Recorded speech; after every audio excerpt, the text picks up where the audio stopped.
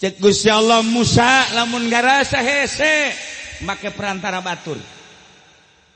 Deketan jelema nu lisana bersih, maneh menta doa ka dinya. Nu mentak daratang we kaki Muhtar, kaki Wahab menta doa pedagang-pedagang. Make perantara. Di kaki Muhtar mah diijabah, kaki Wahab diijabah. Lamun kaki Haji Pendi, beuh. Nu tadina dagang boga aset 50 juta barang menta doa kanyana anggeus kabeh. Para jamaah kaum muslimin wal muslimat rahimakumullah. Kiai Bakri teh kiai. Putra-putrana jaradi kiai. Minimal nyarupaan ka kiai lah. Ieu di dieu kiai malulu penerus perjuangan para wali Allah, penerus perjuangan para nabi. Mentak kiai mah diucapkeun ku Kangjeng Nabi teh warasatul anbiya, ahli waris para nabi. Nabi mah maot teh henteu ngawariskeun pabrik egel, sepotek henteu, cingluh henteu. Pabrik naon deui? Teu nyaho. Teu ngawariskeun sawah, teu ngawariskeun toko, teu ngawariskeun hutan, ngawariskeun laut, tapi Kangjeng Nabi mangawariskeun ilmu. Setiap kiai ahli waris Kangjeng Nabi sebab aya ilmuwan.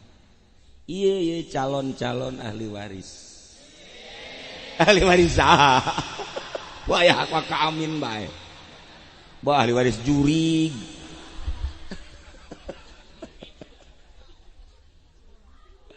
Ahli waris Kangjeng Nabi. Kangjeng Nabi teh sateu acan dakwah besar-besaran. Dibere daek heula kholwah Kangjeng Nabi. Naik ka Jabal Nur. Masya Allah karim. Di Jabal Nur Kangjeng Nabi teh sorangan. Lamun geus pernah naik ka Jabal Nur, aya guha ngan saukur mahisa awakeun lempeng ka Baitullah. Di dinyalah Kangjeng kholwah tadarru ka Gusti Allah, ngalengitkeun pikiran-pikiran dunia, pepegatan heula jeung makhluk, pamajikan ge ditinggalkeun, ngamantepkeun batin ka Gusti Allah di guha sorangan bae. Masya Allah. Diulang deui ku Kangjeng. Terjalilah di bulan suci Ramadan. Kangjeng naik ke gunung yakni Jabal Nur. Kholwah Kangjeng di dinya. Tanggal 1, tanggal 2, tanggal 3, tanggal 4 dan selanjutnya. Kangjeng di bulan eta teh puasa. Puasa bukana dengan sakadar sasiripit, 2 siripit, 3 siripit cai. Korma sabelah atawa hiji. Ke sahur kitu deui. Siripit, 2 siripit, 3 siripit, korma hiji. Kitulah Kangjeng teh salila bulan Ramadan. Numantak bulan Ramadan teh bulan tapa. Lamun urang nurutan Kangjeng Nabi atuh tapa. Bukana wayahna urang jengjing. Jengjing ke bukana ta. Sasiripit. Siripit tende. Ke semenit siripit deui, siripit tende. Ke setengah menit siripit deui, siripit. Barang diinget-inget samuk gede. Lain tapa. Jadi puasa teh tapa sebenarnya mah. Lamun para wali Allah bisa hiber, wali sanga bisa hiber. Geus puguh Tuan Syekh Abdul Qadir. Ulah jauh-jauh ka wali sanga diurang. Syekh Mansuruddin bisa hiber. Kiai Khalil Bangkalan bisa hiber. Loba kiai-kiai nu bari hiber. Ieu teh tapa. Kangjeng di luhur gunung siripit tapa. Kangjeng ke kapanggih saur tapa. Datanglah ke tanggal 24 Ramadan. Turunlah Al-Quranul Karim sekaligus ku Gusti Allah ka langit dunia. Wakila tanggal 27 Ramadan. Hasil tapak Kangjeng Nabi teh kira-kira boga wahyu. Bentukna Al-Quranul Karim. Nu mata kuari dilanjutkan ku para sahabat, ku para tabiin, atba tabiin, para aulia-aulia Allah, para ulama ngalanjutkeun warisan Kangjeng Nabi. Quran bentukna.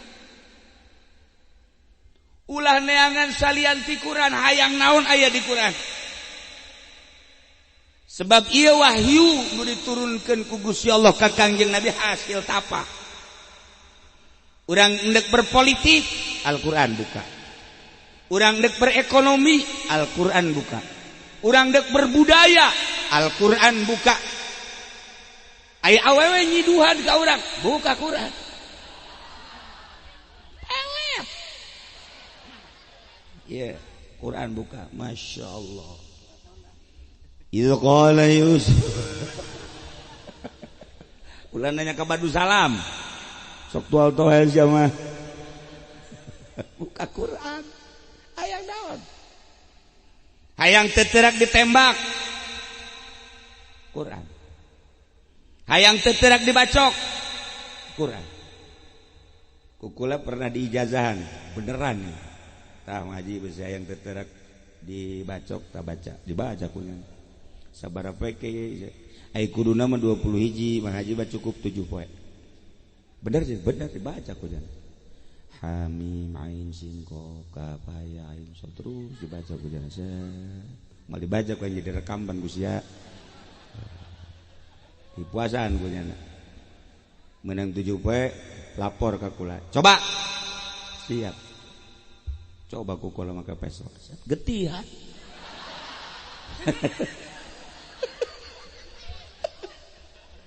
lain salah guru lain ngawiridna teu bener ngawirid itu bener.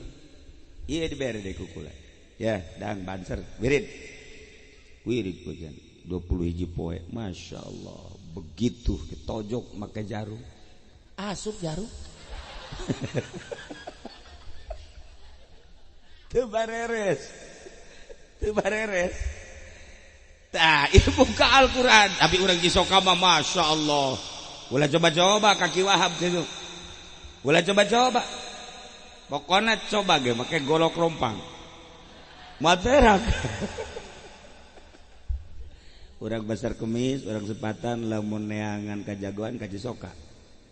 Ka Cisoka beneran gua lama. Anu dibere pelor, anu di inuman susu dan lain sebagainya. Jarago. Urang Cisoka mah henteu. Urang jarago. Tah, ieu Al-Qur'an. Hayang naon buka Al-Qur'an tapa. Madak syahrul Ramadan alladzi unzila fihi al-Qur'anu hudal linnas. Syahrul Ramadan, bulan Ramadan. Allazi unzila fihil Qur'an, nu diturunkeun di bulan Ramadan Al-Qur'an sebagai petunjuk jang manusia. Deuk hayang naon bae buka Al-Qur'an. Deuk hayang naon bae buka coba ge Al-Qur'an. Nu matak pangjore-jorena umat Islam teu bisa maca Qur'an. Geus teh pang pamustungan teman. Pamustungan lamun umat Islam teu bisa maca Qur'an. Waduh cenah kiai kumaha kula mah geus kolot. Belajar. Asana poekeun cenah ieu nih. Lamun teu bisa ngadeukeutan. Ngadeukeutan nu bisa maca Qur'an. Asal deukeut bae, asal nyana maca nyana deukeut ke mere duit. Asal aya nu maca Qur'an nyana ngadeukeutan ke mere duit. Eta ganjaranna gede. Nu macana bungaheun nyana menang ganjaran. Asal kenceng nu tadina setengah juz ge macana jadi sajuz. Jadi kuari mah lain karena Allah karena duit. Karena duit. Tah ngadeukeutan. Lamun di kitab dicaritakeun hiji jelema hayang deket jeung Allah ku hese jasa, hese hayang deket jeung Allah. Ku baca Quran teu ngadeukeutan ka Gusti Allah kan deket ba perasaan. Ku maca sholawat can rasa deket bae ka Gusti Allah kan perasaan deket mah. Sebab kanyahoan kan jelema mah loyog-loyogna. Ulah make ilmu kasyaf, make ilmu mantek bae heula kanyahoan ngaranna ilmu pasti sebab 2 kali 2 4. Ulu insan hayawan. Gambaran naon bae nu aya di benak hati ngadorong kana ngalaksanakeun jeung ngadorong kana datang. Coba ge. Gambaran di jero hate teh toko, isukna urang langsung ka toko. Gambaran di jero hate teh motor, isukna dideleukeun we motor nu mana nu aya. Gambaran di jero hate sarwiti, isuk ka sarwiti. Gambaran. Gambaran jelema hayang ka sorga pasti ngaji. Gambaran jelema hayang ka sorga pasti ibadah. Ieu nu mantak cara ricing di dieu ieu emang kumaha kitu. Gambaran di jero hatena. Naon? Aya gambaran di jero hate sok gerage. Gambaran sesuatu nu aya di benak hati eta teh ngadorong kana hayang ngalaksanakeun. Coba ge. Nu mantak daraek Mas Antren aya gambaran di jero hate hayang bisa ngaji dimulai ngaji amil nasrib himah tambah deui lantaran can pati bisa ye naik jurumiyah terus sorop ngelal datang ka ngelel gambaran di jero hate teh hayang bisa ngaji alfiah neangan guruna terus gambaran-gambaran ieu lah anu ngadorong kana datang. Tah Demantak lamun hayang deket jeung Allah kumaha ibadah tapi tidak deket bae. Contoh cek Gusti Allah hai Musa ngadoa maneh ka kaula make sungut anu bersih niscaya ku kaula bakal diijabah. Kangjeng Nabi Musa ngadoa bae ka Gusti Allah teu diijabah-ijabah. Sakali 2 kali, sapoe, 2 poe, sampai ka saminggu. Cek Kangjeng Nabi Musa Gusti, ieu abdi ngadoa ka Gusti tapi pancan diijabah keneh bae. Apakah aya kakurangan? Make lisan anu bersih. Cek Kangjeng Nabi Musa aya lisan nu bersih teh nu kumaha? Lisan anu bersih tina dosa ulah aya gibah. Di jero hate ulah aya ujub. Ulah aya takabur bersihan geragi langsung sujud ceuri Kangjeng Nabi Musa ya Allah ya Rabbi asana moal aya hiji-hiji acan jelema lamun ngadoa hayang diijabah make lisan anu bersih pantar kula bae diangkat jadi nabi ku Gusti ku hese-hese teuing komo lain nabi mah cek Gusti Allah Musa lamun ngarasa hese make perantara batur deketan jelema nu lisana bersih maneh menta doa ka dinya nu mentak daratang we kaki muhtar kaki wahab maneh menta doa pedagang-pedagang maka perantara di kaki muhtar mah diijabah kaki Wahab diijabah namun kaki Haji Pendi nu tadina dagang boga aset 50 juta barang menta doa kanyana anggeus kabeh mata sing ade ulah sebarangan rugi sia ka dieu mah nu geus rugi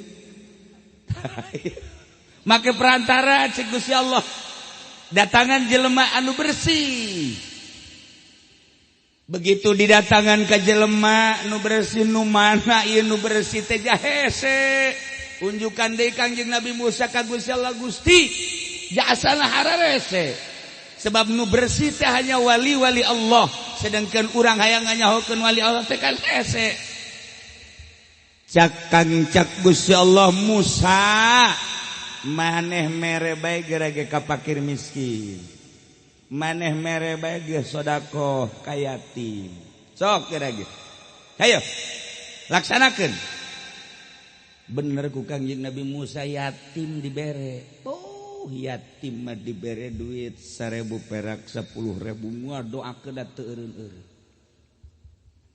yatim mah dibere duit 100.000 bae 100.000 geus teu kicep-kicep masyaallah mudah-mudahan eta Ki Wahab dipanjangkeun umurna eta Ki Wahab mudah-mudahan dibere gagah bae dibere bisa kawin deui otar neretet bae ta yatim mah neretet bae liwat Haji Pendi teu mere saya tak Haji Pendi mudah-mudahan teh ku galedeg yatim coba ge fakir lah asal dibere urang muzaarah ka Banten mere boro-boro gede mere boro-boro 1000 perak ngadoakeun ge mudah-mudahan panjang umur sing bisa ka Mekah lagi 100 kali umur ge teh 100 tahun nggak ngejek trek bet sap ngan 1000 dak mun dibere 100.000 ngadoa ditangkap ae ieu Kangjeng Nabi Musa dibere konsep ku Gusti Allah bere fakir miskin bere yatim piatu coba ge nyana ngadoakeun teu eureun-eureun sedengkeun jelema makan bosenan lamun ngadoa sakali teu dijabah dua kali teu dijabah tilu kali teu dijabah haji unggesan bae tapi yatim piatu jeung fakir miskin lamun kurang dibere ulah gede leutik bae ngadoakeun terus bae hajunyana nanti ngomong bae ai Mang Haji Wahab teh Ki Wahab encan ka dieu deui emang kunaon sing panjang umur sing ka dieu deui aya ge eueuh Ki Wahab aya ge Haji Pendi teh ku galedeg geus kitu bae nya ge aya sia kunaon lok mere nya nama koret merepet dur pet apa parah teh mah kan aya koret doang aya koret merepet aya koret dur pet eta kan parah tah ai koret doang mah koret doang ka batur doang ka tatangganya nama ka anak nama biasa nyana jeung anak pemajikan loyat eta ngaranna koret aya koret merepet maka tatangga ka batur henteu ka anak ka pamajikan ge henteu eta ngaranna koret merepet nah mun boga salaki ka pamajikan tilok mere ka anak tilok mere eta ngaranna koret merepet aya deh koret merepet dur pet terakhir tamata boro-boro jang batur jang nyanan lagi hese nyana boga duit tapi lamunan ngarokok yang ngarokok neangan nu boga rokok menta aing eueuh di Belaraja mah aya di Cisoka tah eta ngaranna koret merepet dur pet nyana aya biasa meuli es padahal mah duit boga kieu bedek dibelikeun hook lah ceuk teh kebe neangan batur nu meuli engke menta. Nah nu kos kitu ngaranna koret merepet dur pet. Ieu asana siga deui ieu. Asana aya nu kitu. Ulah nanya ieu mah asli. Tah, ieu Kangjeng Nabi Musa dibere konsep urang ngadoa ka Gusti Allah kudu bersih lisan jeung bersih kolbu. Dilanjutkeun ku Kangjeng Nabi. Cek Kangjeng Nabi urang ibadah ka Gusti Allah nomor kahiji kudu boga ilmu. Moal beres lamun teu boga ilmu, neangan ilmu jang ibadah ka Gusti Allah moal aya di sakolahan. Dek neangan rukun wudu di SD moal aya. Dek neangan rukun salat di SMF moal aya. Dek neangan ilmu maca kitab di sakola moal aya kajen buku mah aya naga di pondok pesantren. Jang ibadah ka Gusti Allah di pondok pesantren saenggeusna boga ilmu ngalaksanakeun kudu bersih lisan bersih kalbu. Jacak Kanjeng Nabi aya jelema salat sageusna salat rapih jasa ti mimiti wuduna datang ka salat rapih tetapi di jero kalbuna lain menghadap ka Allah hayang kaalem ku kabogohna salat eueuhna naon jelema salat rapih jasa salatna mun loba jelema angel salatna tapi lamun loba jelema mah cepet jasa contohna sia ye mun salatna nya mah kos kitu lamun aya jelema duha ge 24 rakaat Masya Allah tahajud ge berang peuting asal loba jelema tapi lamun jelema tilok duha tilok tahajud ieu lain salat siksa ilmu aya ngalaksanakeunana henteu bersih kalbuna teh jadi ibadah sieun urang lamun kadinya sieun sok geura teh jadi ibadah teu jadi ibadah sama sakali seluruh ibadah urang salat tapi lain menghadap ka Gusti Allah aya kadua henteu lillah hayang kaalem lah ku tatangga hayang kaalem lah ku mitoha hayang kaalem lah ku makhluk eueuhna naonan salatna urang zikir sakitu ngegecrek bae ge zikir la ilaha illallah la ilaha illallah la ilaha illallah sia zikir bae hayang naon hayang naik pangkat naon naon sia maca izqala de hayang naon melet aing melet satu lah kalau loba omong nyeri hate aing naonan paling geus ituna bae meureun puyeng nu dipeletna dia lamun kena lamun teu nyana nu puyeng cakos itu naonan salat naonan lamun teu lillah zakat naonan lamun teu lillah haji naonan lamun teu lillah puasa nu ku urang bakal dihareupan sakedeung deui teu lillah moal bisa malam yada qaula zur wal amala bihi jelema nu henteu ninggalkeun ucapan jorek yakni bohong jeung pagawean anu bohong falaisa lillah hajah Allah teu butuheun karena jelema ninggalkeun dahar nginumna ngan sakadar lapar hungkul